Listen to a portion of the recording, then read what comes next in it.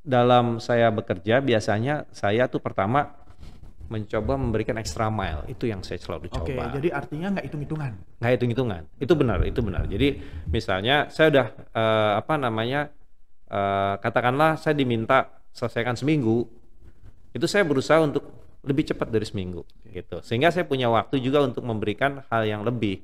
Nah, hal yang lebih ini yang sering diingat oleh pimpinan saya, Prof. Oke. Jadi kalau ada sesuatu ya cari saja deh, karena resistance, Pak.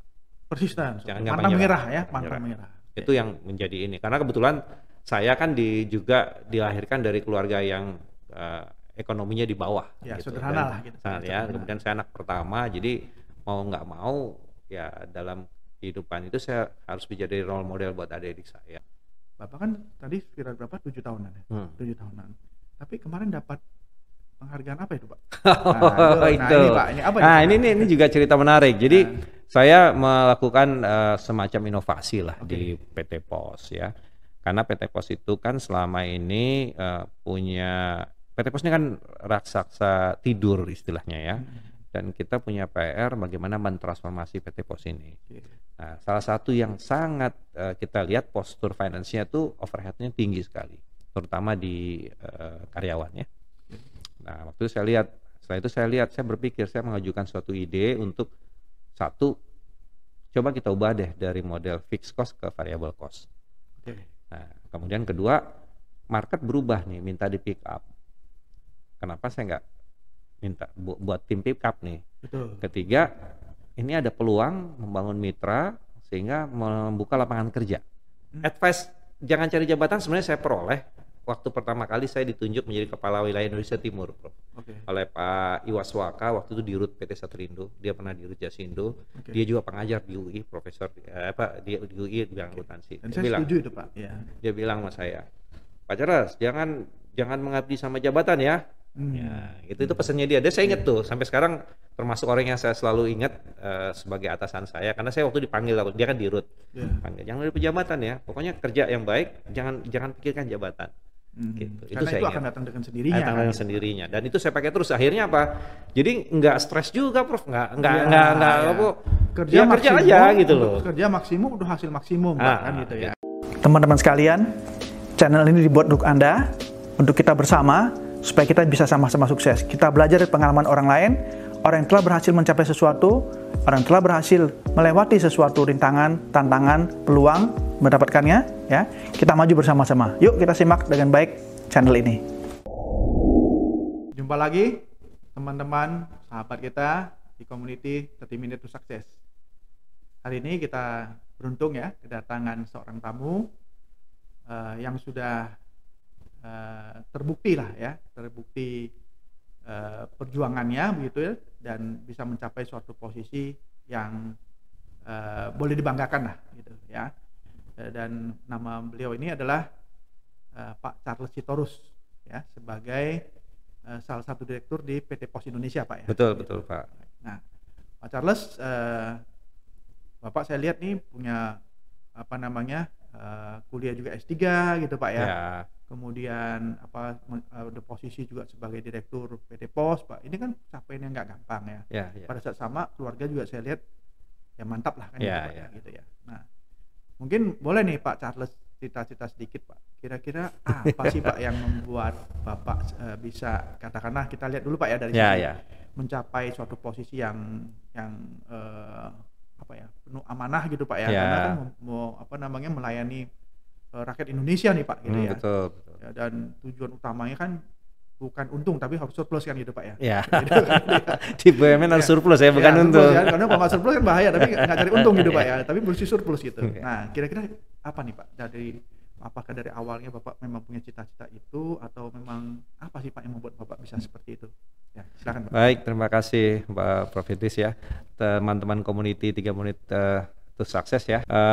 Kalau ditanya kenapanya nih ya, ini kan pertanyaan gampang tapi ngejawabnya nih nggak mudah juga nih Prof ya. Jadi sebenarnya kalau ditanya dulu ya, agak unik perjalanan saya sampai di pos itu. Awalnya saya di swasta sebenarnya. Saya di swasta dari IT dulu ya, di salah satu perusahaan IT besar, lalu ke perusahaan telekomunikasi. Dan bidang saya itu semua terkait dengan pemasaran, distribusi, sales ya, komersial lah. Saya di sana dibesarkan. Cuma industrinya berbeda-beda. PT Pos ini perusahaan saya yang ke-7 gitu. Saya bekerja di perusahaan ke-7. Saya cukup istilahnya dulu ada istilah kutu loncat. Saya pikir bukan itu, lebih banyak yang nawarin gitu ya, lebih menarik ya, gitu. Berarti ada sesuatu dari Pak Charles ini yang menarik perhatian orang. Apa itu Pak kira-kira Pak? Kalau Bapak pasti udah sempat mikir-mikir kan Pak? Gitu iya sih sebenarnya. Apa ya? Tapi kalau saya runut begini mungkin Prof ya. Jadi dalam saya bekerja biasanya saya tuh pertama mencoba memberikan extra mile, itu yang saya selalu coba. Oke, jadi artinya nggak hitung-hitungan. Nggak hitung-hitungan, itu benar. Jadi misalnya saya udah katakanlah saya diminta selesaikan seminggu, itu saya berusaha untuk lebih cepat dari seminggu, gitu. Sehingga saya punya waktu juga untuk memberikan hal yang lebih. Nah, hal yang lebih ini yang sering diingat oleh pimpinan saya, Prof. Jadi kalau ada sesuatu ya Charles saja deh, karena dia akan merasa ada sesuatu yang bisa dia berikan lebih. Biasanya orang ingat itu kan cuma dua Pak ya, orang yang oke banget atau yang yang pokoknya yang membuat sesuatu yang gitu ya, yang, kontroversial banget lah. Iya, mungkin gitu Prof. Jadi itu yang pertama. Yang kedua, saya selalu pegang komitmen. Oke. Ini menjadi ya, kalau saya ngikutin rekam jejak, kalau saya tanya pada pimpinan tuh mereka trust yang saya bangun itu komitmennya selalu saya pegang gitu. Jadi extra miles komitmen. Ya, jadi antara yang saya sampaikan dengan yang saya deliver itu sejalan gitu ya. Dan tadi itu kelihatan Pak waktu kuliahnya juga gitu ya kelihatannya. Begitu. Karena waktu kuliah juga begitu. Saya tuh apalagi waktu masuk S3 nih kan, waduh, ngebayang bisa nggak nih saya Sabtu ini waduh. Tapi ya kalau udah komit, saya minta ke keluarga, waktu saya minta izin waktu ke anak, bahwa Sabtu saya nggak ganggu karena hubungan keluarga penting kan Pak. Gitu iya, karena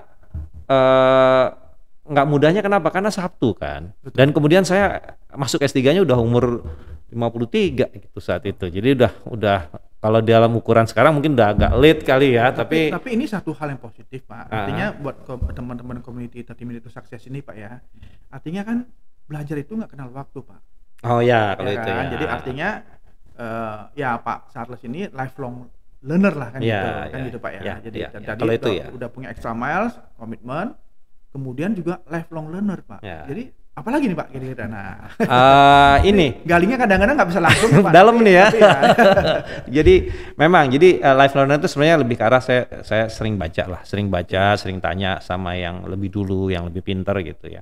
Open mind ini membuat saya lebih akhirnya open minded ya. Jadi membuat saya lebih mudah beradaptasi dengan perubahan. Oke, jadi tidak merasa gue udah paling pintar nih. Oh enggak Pak. Enggak merasa gitu ya. Jadi dari dulu enggak seperti itu. Jadi open mind itu membuat akhirnya itulah yang terakhir yang banyak sih, tapi mungkin karena tiap orang menuju ke sananya kan beda-beda Prof. Betul, jadi nggak sama gitu. Tapi ini yang kebetulan cocok dengan karakter saya aja gitu kan, ada karakternya juga. Makanya kita mesti disclaimer juga nih Pak ya. Iya. Jadi kita tayangan-tayangan kita ini Pak, ini tentu kita menggali dari orang-orang yang sudah sukses Pak, terbukti lah track recordnya gitu ya.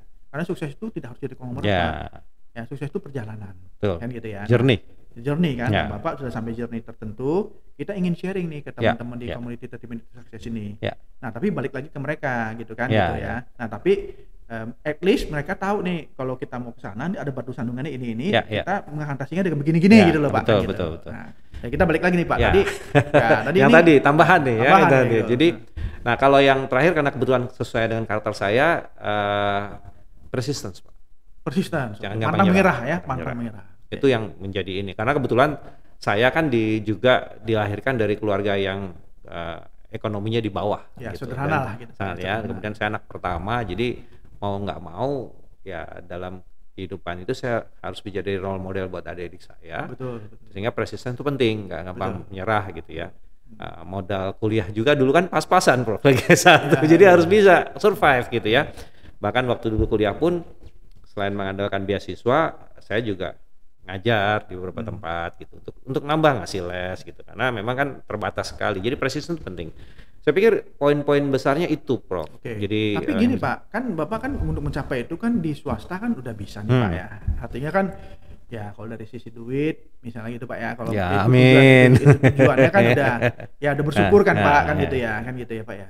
Tapi kok Bapak pindah nih Pak ke apa namanya ke BUMN ya nih Pak gitu. Ini gimana nih ceritanya? Jadi betul Prof. Jadi saya dari awal dulu sebenarnya ditawarkan pegawai negeri.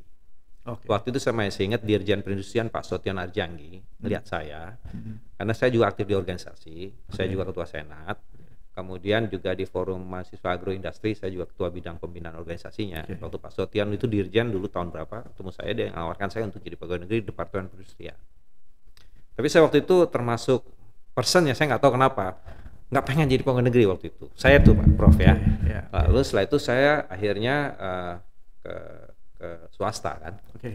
Setelah sekian tahun di swasta, suatu hari saya terbang, saya ingatnya saya ke Surabaya, saya ingat itu terbang. Itu seorang yang cukup senior duduk di sebelah saya. Karena saya waktu saya udah di top level di bisnis kelas lah kan duduknya sebelahnya. Dia tanya, kamu tuh dari mana, sekolah ya? Udah cukup senior. Saya bilang saya sekolah dari SD sampai kuliah tuh di negeri. Kemudian semua bilang, sekarang kamu di mana? Di swasta. Terus dia bilang, saya kasih advice kamu. Coba dia lihat, kamu berkarya di bidang pemerintah. Terus kenapa? Saya bilang, karena Anda dibesarkan di negeri. Jadi punya utang sama negara nih gitu. Coba deh kembalikan. Saya mikirin itu lama. Cuman jalan jadi di negeri ini kan saya profesional, di swasta. Berarti kan ke BUMN paling kan nggak mungkin saya ke departemen kementerian gitu karena nggak nyambung. Tapi gimana cara masuknya kan masuknya juga gak gampang gitu kan. Berpikir terus. Tapi mungkin keinginan saya itu saya ngebatin sih ya. Terus gimana caranya? Terus entah gimana ya Tuhan memberikan jalan. Suatu hari saya ditawari gitu loh. Jadi berkenalan dengan beberapa ini lalu ditawarkan lah. Karena track recordnya udah terekam. Jadi integrity mungkin dari sisi integritasnya gitu kan terekam ya Pak ya. Kemudian dari sisi kinerjanya terekam gitu kan, dari sisi banyak hal yang positifnya itu terekam sehingga menimbulkan tawaran gitu. Waktu itu ditawarin mau nggak gitu kan. Jadi waktu itu terus terang sih Prof, itu pertarungan. Kenapa? Karena saya terimanya kan lebih rendah. Gitu. Ini kan pertarungan dengan keluarga nih, harus bicara dengan ini kan gitu ya. Tapi as a whole-nya mungkin enggak Pak ya, tapi mungkin monthly-nya lebih rendah gitu. As a whole-nya kan ada hal lain kan gitu Pak ya. Kan ada benefit sosial sebenarnya yang lebih tinggi yang ini ya. Tapi lebih itu kan, jadi ini challenge-nya nggak gampang juga kan. Tapi akhirnya waktu itu saya ambil. Jadi bermula dari situ. Jadi ada keinginan. Jadi kayak begitu, ya boleh juga ya saya pikirkan. Ternyata waktu ada keinginan itu gitu ya. Setelah ada keinginan itu ternyata dikasih jalan masuk ke sana. Jadi saya di perusahaan BUMD dan BUMN itu sekarang sudah ini 6 tahun, udah 10 tahunan lah gitu ya. Pak, salah satu yang juga membuat menarik ini gini Pak. Bapak kan tadi kira berapa? 7 tahunan ya. 7 tahunan. Tapi kemarin dapat penghargaan apa itu Pak? Ini juga cerita menarik. Jadi saya melakukan semacam inovasi lah di PT Pos ya. Karena PT Pos itu kan selama ini punya, PT Pos ini kan raksasa tidur istilahnya ya. Dan kita punya PR bagaimana mentransformasi PT Pos ini. Nah, salah satu yang sangat kita lihat postur finance-nya tuh overhead-nya tinggi sekali, terutama di karyawan ya. Nah, waktu itu saya berpikir, saya mengajukan suatu ide untuk satu, coba kita ubah deh dari model fixed cost ke variable cost. Nah, kemudian kedua, market berubah nih, minta di pick up. Kenapa saya nggak minta buat tim pick up nih? Ketiga, ini ada peluang membangun mitra sehingga membuka lapangan kerja. Tanpa harus jadi karyawan PT Pos tapi bisa punya lapangan kerja dan punya lebih baik lagi buat bangsa gitu. Jadi nah, saya nggak pernah berpikir untuk dapat itu Prof, karena itu berpikirnya ya saya kerja memberikan kontribusi lah gitu ya. Artinya kerjanya tulus-tulus saja. Tapi akhirnya dapat itu apa Pak? Itu tolong disebut. Saya nggak ngerti kenapa waktu suatu hari ada yang mengusulkan itu. Ini layak itunya Pak nih. Ini teman-teman komunitas Middle Success ini bertanya-tanya nih, apa nih yang Bapak dapat di bintang? Jadi saya dapat Satya Lencana Wirakarya dari Lencana. Presiden Republik Indonesia kemarin waktu Hari Bakti Postel. Jadi kita ada 9 orang yang diberikan. Hanya 9 orang dari karyawan postal dari berapa itu Pak? Wah kalau dari seluruh totalnya ratusan ribu kan, ratusan ribu kan? Bapak oke, karena 9 orang kita. 9 orang itu. Ya, jadi kalau anggaplah kalau 900.000 dapat 1 gitu. Nah, 1. Jadi saya juga nggak mengusulkan, saya juga nggak tahu siapa yang mengusulkan, lalu ikut seleksi. Seleksinya ada 5-6 tahap lah. Jadi jurinya juga juri kelas bekas Menteri Pendidikan kita mantan dan Menteri Kominfo Pak Nuh juga jadi jurinya, Profesor Nuh. Saya hari ini nggak dibawa Pak ya, tadi kalau dibawa. Iya kan, dibawa jadi dapat itu. Jadi itu lagi-lagi sebenarnya lebih arah ingin berkontribusi, berbuat sesuatu, itu yang penting Pak. Nah satu lagi emang saya tipikalnya kalau kerja itu tidak memikirkan goal mau naik pangkat, mau itu bukan aim saya Pak. Jadi kerjanya tanpa pamrih, gitu Pak ya, maksudnya tanpa pamrih untuk pribadi gitu Pak ya, tapi untuk kemaslahatan yang di tempat saya bekerja lah. Tempat bekerja. Nah, gitu jadi gini, waktu saya pertama kali duduk di manajemen itu kan sekitar umur 29 Pak, 29-30, itu saya diminta menjadi kepala wilayah Indonesia Timur di sana. Lalu umur 37 saya diminta jadi direktur. Nah, saya nggak pernah tuh mencatat, oh saya harus jadi ini, enggak, pokoknya saya kerja aja.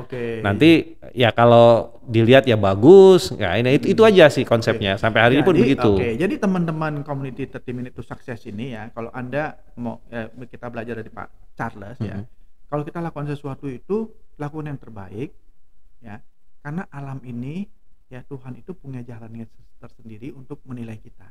Seperti kan itulah gitu, Pak, ya, gitu seperti ya. itu. Jadi kalau kita ingin, wah saya mau jadi ini direktur dan sebagainya, kalau nggak tercapai dan Anda lakukan yang kurang effort yang baik, itu kan malah kecewa kan gitu Pak ya. Jadi lakukan yang terbaik karena yang terbaik itu akan kembali ke Anda. Betul. Kira-kira kan gitu Pak ya. Gitu. Jadi saya lebih ke arah bagaimana memecahkan rekor sendiri dibanding ke arah mencari nyari posisinya. Jadi mengalahkan diri sendiri. Iya, gitu Pak ya. Lebih ke arah sana. Jadi kalau saya bisa begini, jadi ke arah itu. Kalau jabatan, advice jangan cari jabatan sebenarnya saya peroleh waktu pertama kali saya ditunjuk menjadi kepala wilayah Indonesia Timur, Prof. Oleh Pak Iwaswaka, waktu itu di Rut PT Satrindo, dia pernah di Rut Jasindo, dia juga pengajar di UI, profesor di UI bidang akuntansi. Dan saya setuju itu Pak. Ya. Dia bilang sama saya, Pak Charles, jangan mengabdi sama jabatan ya. Ya, itu pesannya dia. Saya ingat tuh sampai sekarang, termasuk orang yang saya selalu ingat sebagai atasan saya, karena saya waktu dipanggil, dia kan di Rut, panggil, jangan dari pejabatan ya, pokoknya kerja yang baik, jangan pikirkan jabatan. Gitu. Itu saya ingat. Akan datang dengan sendirinya. Datang dengan sendirinya. Dan itu saya pakai terus. Akhirnya apa? Jadi nggak stres juga, Prof. Nggak kerja aja gitu loh. Kerja maksimum udah hasil maksimum, kan gitu ya. Karena apapun yang kita lakukan, sepanjang kita punya integritas, sepanjang kita lakukan yang terbaik, pasti akan balik ke kita. Akan balik. Makanya itu. Jadi saya ya dibilang jadi di tempat bekerja pun ya termasuk yang nggak terlampau kalau terhadap target performance saya pasti akan strict, tapi dalam jangan menjadikan jabatan itu sebagai satu target yang jadi akhirnya nanti menghalalkan cara kan gitu Pak. Iya, dan stres Prof. Stres dan nggak awet muda dan ke keluarga juga repot Prof. Iya, itu biasanya begitu. Balik. Akhirnya Bapak kerja misalnya sampai jam 12 malam, sampai jam 1 pagi gitu kan. Enggak ini. Hanya untuk sekedar mencapai jabatan. Tapi kalau extra miles-nya oke kan gitu. Ya. Semakin dijagain makan semakin hilang, Prof. Betul. Kalau saya sih penjelasan saya gitu, semakin dijagain semakin hilang, Prof. Iya, betul. Bahkan kok hilangnya lebih sakit. Lebih sakit, jatuhnya lebih sakit. Nah, itu gitu. Jadi termasuk juga saya di pos ini kan 2 periode, Prof. Jadi termasuk kalau saya kata teman-teman di pos, saya yang pertama nih, yang 2 periode direksi. Sebelumnya 1 periode atau sebelumnya. Selamat dulu, Pak. Selamat dulu. Makasih banyak, Prof. Tapi waktu itu orang bilang, karena sampai hari terakhir saya masa periode pertama saya ada, belum ada tuh SK penunjukan saya. Belum ada. Jadi kerja aja gitu. Kerja aja saya. Sampai orang-orang bilang, biasanya Pak orang mau habis udah malas, Bapak sih masih terus aja kerja nih sampai hari terakhir. Ya saya bilang, tugas saya kan berhenti tanggal 26 Juli 2021 saya bilang. Ya saya bekerja sampai situ. Saya baru nggak bekerja tanggal 27 saya bilang. Betul. Jadi artinya amanah lah Pak. Iya gitu. Ternyata 26 sore saya ditelepon sama kementerian. Bapak besok masuk ya.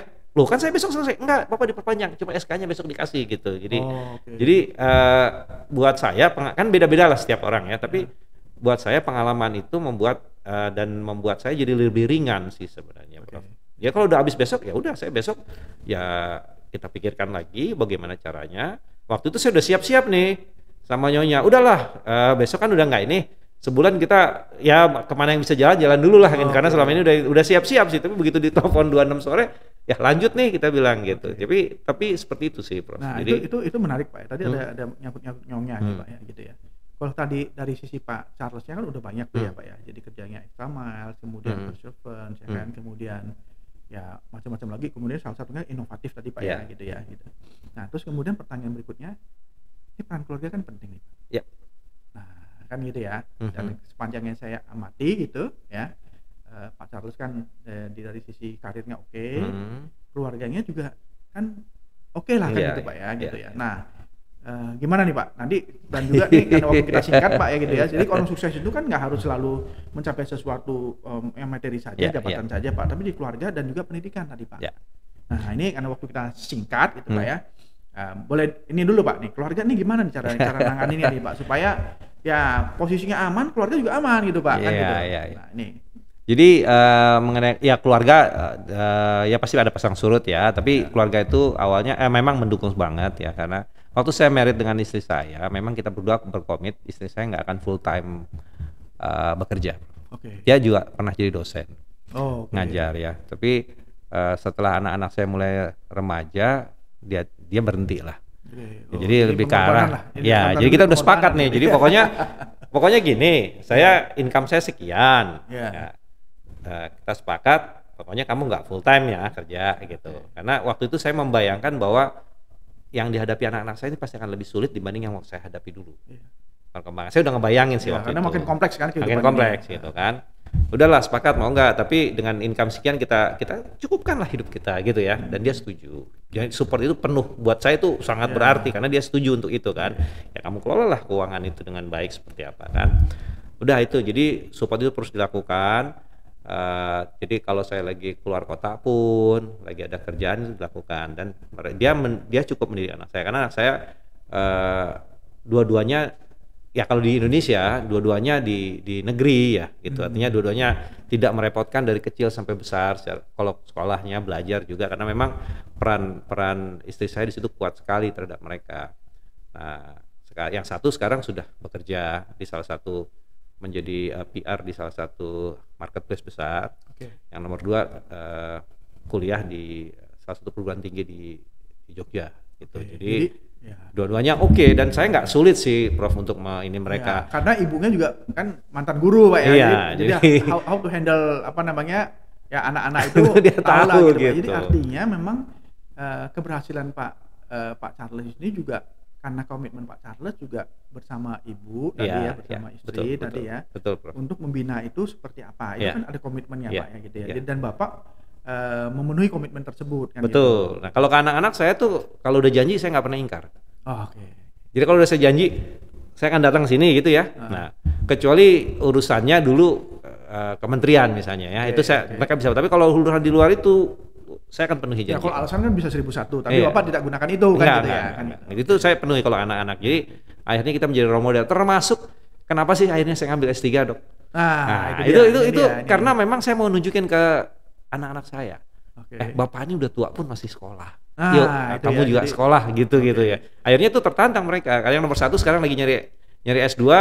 Saya juga mendorong ya S2-nya segera ya, setelah dia 3 tahun bekerja. Saya bilang udahlah ke S2 gitu.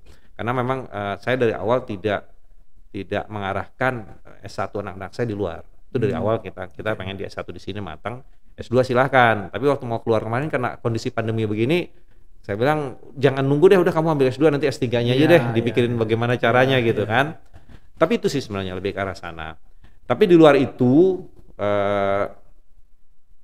saya punya keinginan mengajar juga sih sebenarnya, sharing setelah ya sharing itu bisa dalam bentuk jadi pembicara atau jadi ini kan. Karena dulu waktu saya lulus S1, pembimbing saya tuh mendorong saya untuk ke dosen sebenarnya waktu itu Prof. Cuman saya anak pertama, jadi dosen waktu itu gajinya sekian gitu ya. Saya diterima di Astra melalui kampus rekrutmen. Saya jadi sebelum lulus saya udah jadi karyawan Astra kampus rekrutmen. Digajinya hampir 6 kali kan gitu. Saya harus realistis, saya bilang sama dosen saya waktu itu, Profesor ya, tapi sekarang kondisi udah berbeda nih Pak. Kondisi udah berbeda ya Pak gitu ya. Jadi artinya teman-teman community tadi sukses ya. Anda juga kalau ingin jadi dosen juga itu suatu suatu karir yang juga cukup menantang gitu Pak ya, tapi beda dengan zaman dulu kan Pak. Iya. Kalau dulu kan masih tertinggal sekali 40 tahun yang lalu berarti Pak kan. Iya, gitu. Tahun 89 saya lulus. Gitu, kan, gitu. Nah, 32 tahun yang lalu ya. Itu 89 saya lulus. Jadi kalau ngajar-ngajar kecil-kecil kadang saya terima juga sih kalau ngajar-ngajar sebentar gitu ya. Tapi itu lebih ke arah ini, bukan karena ininya, ingin sharing aja. Jangan sharing itu kan saya juga dapat feedback dari yang muda-muda seseorang, gitu. Kita mesti siapin diri dulu, mesti baik baca dulu kan, baru bisa nyampein dengan baik kan gitu. Itu gitu. Yang menjadi ininya. Kebetulan kalau dalam memberikan speech gitu ya, saya punya talent sedikit gitu. Jadi orang tuh bisa lah gitu ngedengerinnya. Kalau dari tampilannya kan bukan hanya speech aja, mungkin suka nyanyi juga. Kalau orang Batak nggak bisa nyanyi katanya salah DNA, Bro. jadi itu sih sebenarnya lebih ke arahnya. Jadi saya pikir berkontribusi dalam bentuk apapun harus kita lakukan sih, Bro. Baik, itu yang Pak. Kemudian gini Pak, kan tadi dari sisi keluarga, ya dari sisi karir, dari sisi keluarga, kemudian kuliahnya. Apa kira-kira kalau teman-teman community 30 Minutes to Success nih, kalau mau kuliah gimana sih Pak cara milih-milih bidangnya ya, cara milih-milih berbagai ininya itu gimana nih Pak supaya ya kan Bapak ini kelihatannya udah tahap akhir, udah tinggal udah tinggal inilah gitu kan. Gimana nih Pak waktu milih-milihnya gitu Pak gitu. Milih itu pekerjaan yang nggak gampang memang. Karena milih itu kan keputusan ya gitu ya. Jadi kalau saya ngelihatnya lebih ke arah apa sih yang menjadi tren ke depan gitu. Karena kita kan building for the future ya. Jadi kuliah ini dipakainya nanti setelah lulus kan gitu Pak ya. Jadi arahnya ke sana saya nyari. Nah, waktu itu tentunya dunia digital karena waktu saya kerja pertama di Astra kan saya di IT ya. Ya, jadi udah nggak asing buat saya. Walaupun saya waktu itu sebagai komersial, tetapi teknisnya saya harus pelajari. Nah, dunia digital saya pikir adalah sesuatu yang yang akan membawa perubahan besar gitu ya. Sehingga saya harus mencari pertama bidang digitalnya kan. Kedua itu ada di mana yang kuat gitu. Saya nggak memandang negeri atau swasta karena buat saya itu nggak penting gitu, no matter gitu ya. Nggak relevan lah. Nggak relevan. Tapi dia menguasai apa? Akhirnya saya putuskan di situ dan saya masuk memilih ya perguruan tinggi yang sesuai dengan itu gitu. Jadi itu cara saya melakukan pemilihannya. Kemudian bidangnya ini inline nggak dari S1, S2, S3-nya? Kebetulan saya agak berbeda. Ya, karena memang waktu itu ada punya tujuan berbeda gitu. Waktu saya S1 kan saya dari Teknik Industri Pertanian IPB. Karena waktu itu memang lagi innya karena Pak Presiden Pak Soeharto waktu itu kan sangat di sana gitu kan. Nah, waktu saya mulai masuk di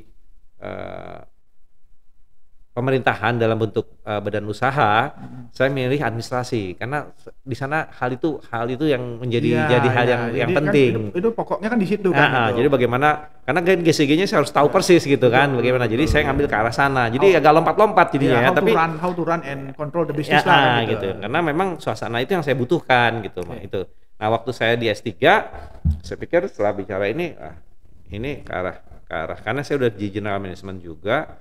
Udah cukup lama di direksi, saya pikir saya perlu menambah knowledge saya di bidang manajemen lah, karena terutama dan juga melihat juga biasanya orang kuliah itu kan juga melihat lingkungannya Pak ya. Lingkungannya itu kira-kira ya banyak orang-orang yang bisa diskusi lah kan di situ Pak ya, yang harus dilihat seperti itunya gitu loh. Gitu. Jadi kemudahannya dilihat, kemudian akses kepada kalau di S3 sih menurut saya itu akses kepada dosennya, program itu penting gitu. Karena saya juga dengar banyak cerita-cerita teman-teman saya di S3 sampai 7 tahun, dibilang susah ketemu dosen, susah begini. Saya tuh sempat jiper juga loh Pak, nggak mau masuk S3 karena ngebayangin tuh susah loh nyari dosennya, susah begitunya gitu ya.